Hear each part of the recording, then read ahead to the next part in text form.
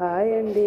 ఈరోజు నేను white sauce pasta అనేది స్నాక్స్గా చేస్తున్నాను. దానికోసము ఫస్ట్ నెయ్యి వేసేసి వెన్న వేసేసి దాంట్లోకి కొంచెము మైదా వేసి బాగా వేయించాను. తర్వాత పాలు వేసేసి బాగా ఉండలు లేకుండా తయారు చేసేసాను.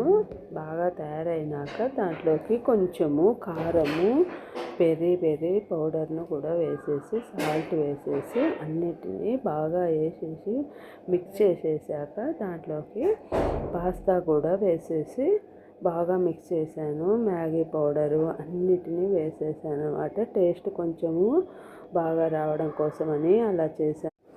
కొంచెం ఉప్పు ఆరేగాను అన్నిటినీ వేసేసాను. పిజ్జా పౌడర్లు అన్నీ వేసి కొంచెం టేస్ట్ బాగా ఉంటుంది అనేసి స్పైసీ కూడా తింటామండి. కొంచెం మేము స్పైసీనెస్ కోసం కూడా అన్నిటినీ వేసేసి పాలల్లో బాగా మిక్స్ చేసేసాక పాస్తాలను ఉడకబెట్టి పక్కకు పెట్టేసుకున్నాను. కొంచెం ఆయిల్ వేసేసి ఉడకబెట్టేసాను. ఉడికినమ్మడే పక్కకు పెట్టేసి చల్లటి వాటర్ తోటి పెట్టేసాను. తర్వాత ఈ పెట్టిన పాస్తా అంతనేది పాల దాంట్లో వేసేసి మిక్స్ చేసి ఎంతో టేస్టీ స్నాక్స్ పాస్తా రెడీ.